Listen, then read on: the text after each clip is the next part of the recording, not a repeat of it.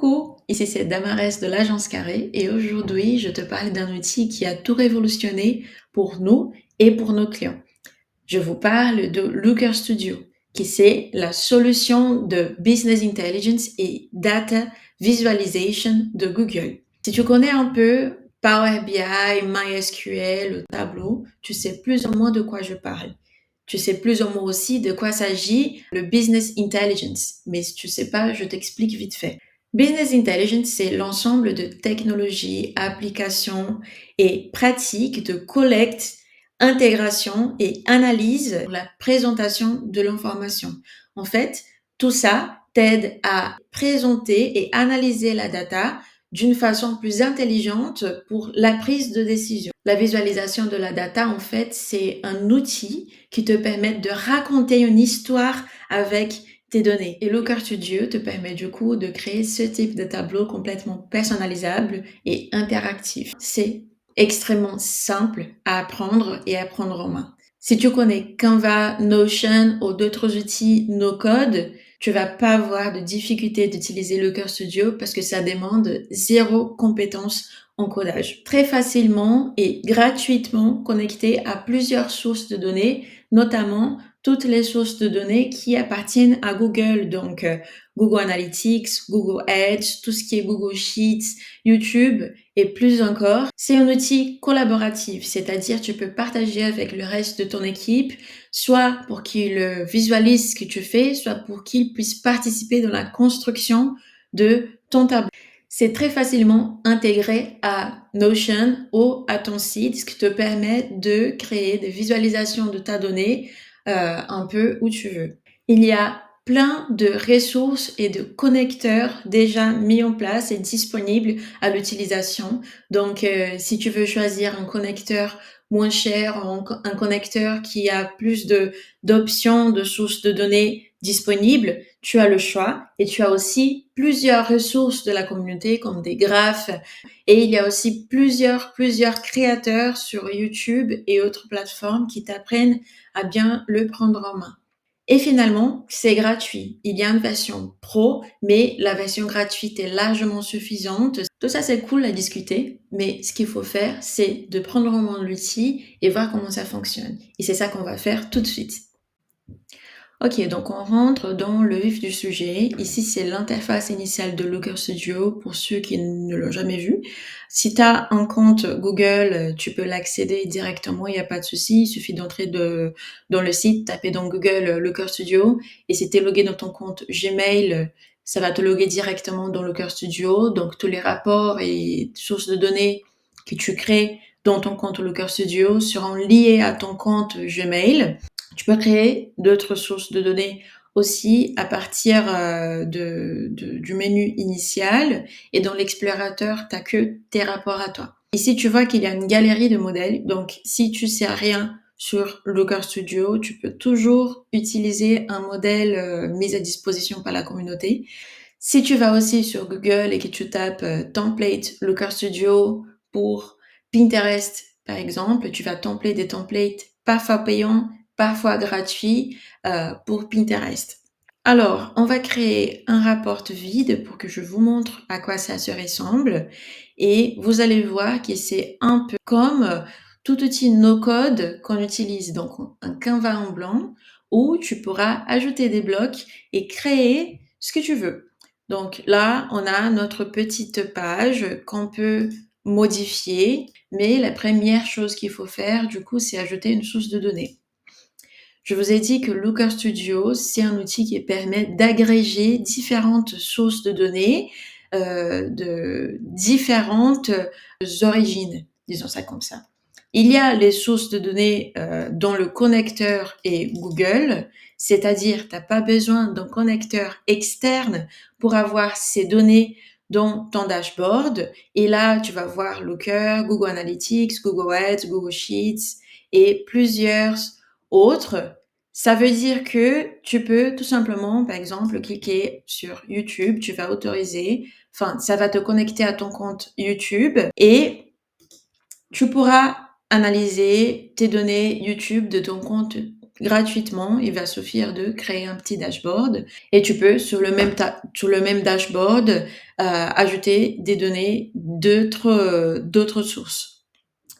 Et là, on a les connecteurs partenaires. Vous voyez, il y en a vraiment beaucoup qui te permettent de te connecter ou de connecter ton dashboard à d'autres sources de données. Donc, comme vous voyez, il y a Pinterest, Shopify par exemple, ActiveCampaign et plusieurs autres. Et le fait de pouvoir agréger, c'est-à-dire rassembler différentes sources de données dans un même dashboard, c'est très intéressant parce que après, tu peux créer des graphes avec des données de différentes sources et créer des calculs, des formules qui vont te permettre de visualiser ta donnée d'une façon spécifique pour ton business, pour tes besoins. Par exemple, tu peux ajouter les données de Meta, Google, Klaviyo et autres pour avoir toutes tes sources d'acquisition et calculer ton vrai coût d'acquisition, ton ROAS final, par exemple. Si vous voulez ajouter directement votre compte Google Analytics et Google Ads,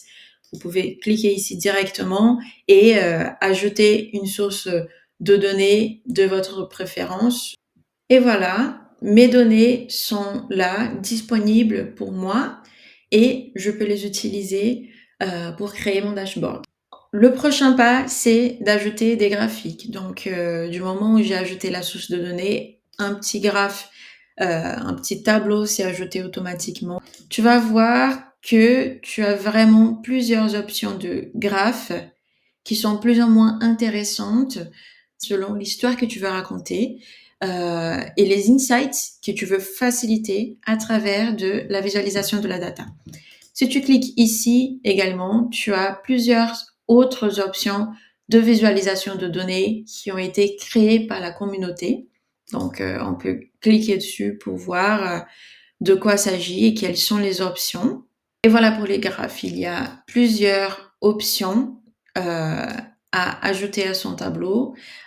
Dès que le graphe est ajouté, on peut manipuler ici sur les dimensions et métriques ce qu'on veut visualiser dans notre graphe. En gros, la dimension, c'est ce qui regroupe la métrique. Donc, par exemple, si ici on met nom de l'événement et ici vue, on va voir combien de vues on a eu par événement. Donc, c'est comme ça plus ou moins qui fonctionnent les dimensions et les métriques. Les métriques, c'est tout ce qui est chiffré et les dimensions, c'est comme une description de ce chiffre. Les sélecteurs, c'est comme des contrôles ou des filtres qu'on peut ajouter à notre dashboard pour donner à l'utilisateur l'option de contrôler un petit peu ce qu'il visualise. Le plus utilisé, c'est le sélecteur de plage de date parce que dès qu'on ajoute un graphe dans notre dashboard, la plage de date par défaut, c'est des 28 jours. Donc, à chaque fois que tu ajoutes un dashboard, les données que tu vas voir représentent les 28 derniers jours. Donc, dans les 28 derniers jours pour la campagne, c'est pas une campagne, c'est un événement, pour l'événement vue item, on a eu 1645 sessions, on a eu tout ça dans les 28 derniers jours. Si je viens ici sur le sélecteur et que je dis que je veux voir en fait ces données depuis le 1er décembre jusqu'aujourd'hui, aujourd'hui c'est le 6 mars, j'applique, ça va changer mon dashboard et ça va me donner les données depuis le 1er décembre parce que c'est ce que je mets. Donc ça, c'est un exemple d'un sélecteur qu'on ajoute beaucoup au dashboard Looker Studio, qui est d'ailleurs une des plus grandes avantages de Looker Studio, qui est très difficile à faire avec les autres outils de Business Intelligence. C'est justement ce petit contrôle de date, de périodicité qui est sur Looker Studio. C'est hyper facile à faire. Si je viens ici sur ces 3 petits points, sur thème et mise en page, on voit qu'il y a extraire un thème de l'image. Ce qui permet de, par exemple, si tu veux créer un dashboard avec ton code couleur, tu peux tout simplement prendre une capture d'écran de ton site. Tu viens ici sur extraire un thème de l'image et tu peux utiliser tout ton code couleur et un peu ton identité visuelle hyper facilement, juste en cliquant sur ce bouton et téléchargeant ton image. Voilà, j'ai uploadé le logo de Google Analytics et ça m'a donné ces 3 options de thème. Je veux choisir un thème fort, donc celui du milieu. Normalement, c'est pas ce que je choisirais, mais aujourd'hui, c'est avec ça que je vais. Donc, je vais appliquer et vous voyez que immédiatement, le thème de ma page, il s'est changé. On peut voir aussi que notre tableau, notre dashboard, il peut avoir plusieurs pages et même ici, le petit menu à gauche, il suit le standard qu'on a déterminé pour le dashboard. Et ensuite, on peut venir ici, revenir sur thème et mise en page et personnaliser ce qui est là. On peut changer le typo par défaut pour que tout ce qu'on ajoute sur le tableau soit avec cette même typologie. On peut même modifier la question de la navigation, là, du petit menu de navigation ici à côté qui nous permet de changer de page, de naviguer entre les pages. Là, il est à gauche, mais je veux par exemple qu'il soit en tabulation. Voilà. Je peux changer ses couleurs, je peux changer sa taille, je peux changer tout ce qui est à disposition là. Et dans mon thème, je peux le personnaliser pour qu'il soit exactement comme je veux. Je peux changer les couleurs. Ici, c'est les couleurs qui vont s'afficher dans un graphe, par exemple, de barres. Si tu mets 5, 6 options de métriques à visualiser dans ton tableau à barres, tu vas voir, par exemple, ces 6 premières couleurs.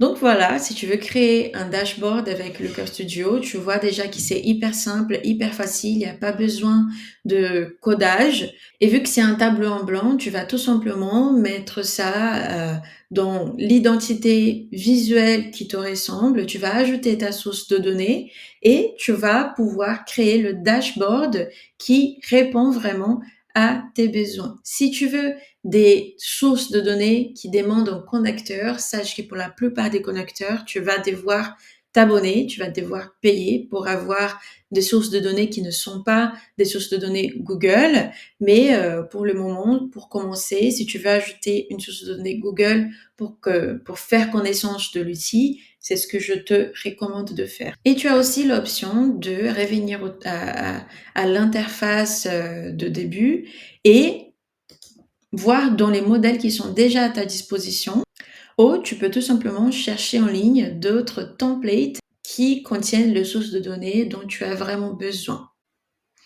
Donc voilà, Looker Studio, c'est une plateforme extrêmement facile à prendre en main, c'est simple, c'est gratuit, c'est interactif, c'est personnalisable et ça met à disposition énormément de sources de données pour que tu puisses créer le dashboard dont vraiment tu as besoin sans plus ou moins d'informations qui vont te combler la vue ou qui ne seront pas suffisantes pour une bonne prise de décision.